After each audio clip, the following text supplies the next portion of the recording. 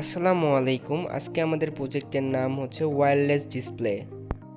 এই প্রজেক্টের জন্য একটা আরডিনো উনো, লিকুইড ক্রিস্টাল ডিসপ্লে, একটা ব্লুটুথ মডিউল প্রয়োজন হবে।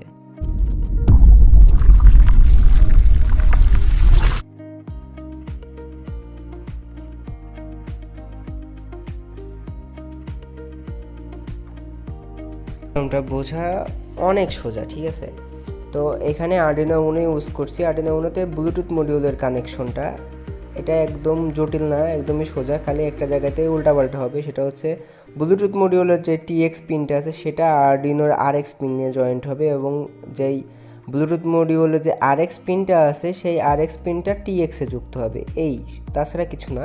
আর ওখানে যে ব্লুটুথ মডিউলের ভিসিসি পিন আছে সেটা আরডিনোর 5 ভোল্টে যুক্ত হবে এবং গ্রাউন্ডে যুক্ত হবে।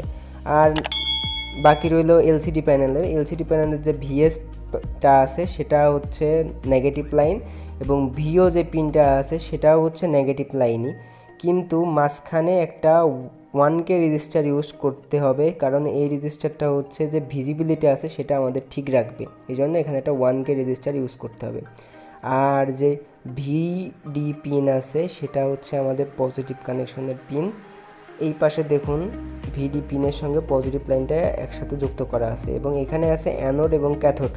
অ্যানোড হচ্ছে নেগেটিভ, ক্যাথোড হচ্ছে পজিটিভ। তো অ্যানোডে নেগেটিভের লাইন সংযুক্ত করতে হবে এবং ক্যাথোডে পজিটিভের লাইনটি সংযুক্ত করতে হবে। কমপ্লিট করার পরে আমাদের এইখানে দেখেন সব কিছু কমপ্লিট করে আমরা উপরে দেখুন আরডিনোতে 5 ভোল্টের সঙ্গে কানেক্ট করছি এবং গ্রাউন্ডে কানেকশন করছি। কানেকশন করার পরে আমাদের এখানে লাইনটা কমপ্লিট হয়ে গেছে, এবং এভাবেই হচ্ছে এলসিডি যে প্যানেল আছে এলসিডি প্যানেলের পজিটিভ নেগেটিভ লাইনটা ঢুকবে, এবং ডাটা পিনটা কিভাবে ঢুকবে আমি আপনাদের সেটাও দেখাচ্ছি। এবার হচ্ছে ডাটা পিনের কাজটাও আরও সোজা।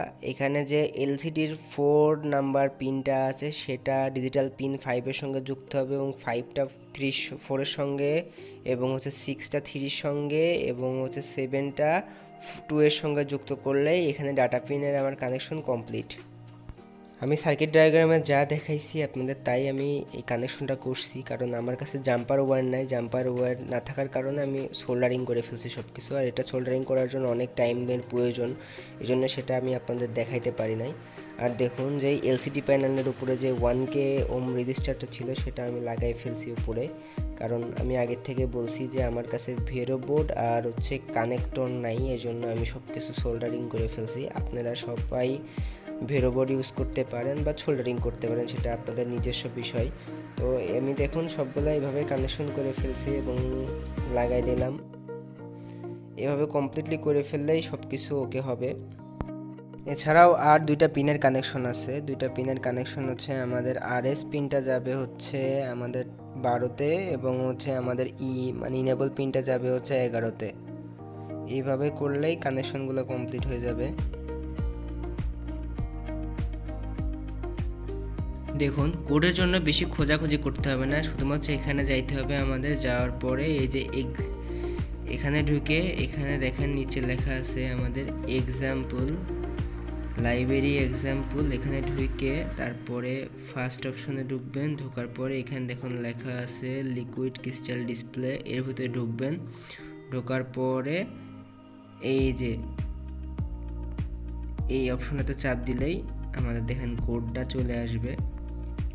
কমপ্লিটলি কোড চলে আসছে, এই যে কোডটা চলে আসছে। এখানে ভিতরে যে কোড, এখানে দেখুন কোথায় কি লাগাইতে হবে সব কিছু লেখাই আছে। দেখেন এই যে এখানে লেখা আছে, দেখেন এলসিডি পিন আরএস পিন হচ্ছে 12তে লাগবে, ইনেবল পিনটা লাগবে হচ্ছে 11তে, তারপরে এলসিডির 4 নাম্বার ডিসপ্লে মানে ডি4টা লাগবে হচ্ছে ডি5-এ, ডি5টা লাগবে হচ্ছে ডি4-এ, তারপর দেখেন লেখা আছে ডি6 লাগবে ডি3-তে, এবং ডি7 লাগবে ডি2-তে।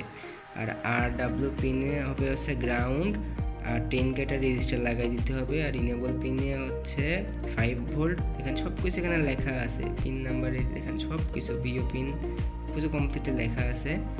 আর এই কোডটা এখান থেকে নিলেই হয়ে যাবে। তারপরে এটা হচ্ছে আমরা কম্পাইল করব। কম্পাইল কমপ্লিট করার পরে তারপরে এটা হচ্ছে আমরা আরডিনোটা লাগাই দিলে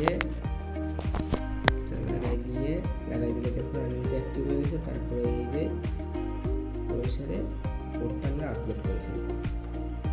কোডটা আপলোড করে আমাদের কমপ্লিট হয়ে গেল। এই অ্যাপে ঢুকবেন, ঢোকার পরে যে AC05 ব্লুটুথ মডিউলটা কানেক্ট হয়ে যাবে।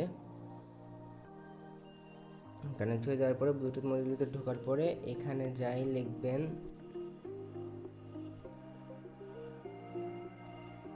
ওকে লিখলেন। দেখেন ওকে লেখার সঙ্গে সঙ্গে আমাদের হচ্ছে এখানে কোড লেখা শুরু হয়ে যাবে।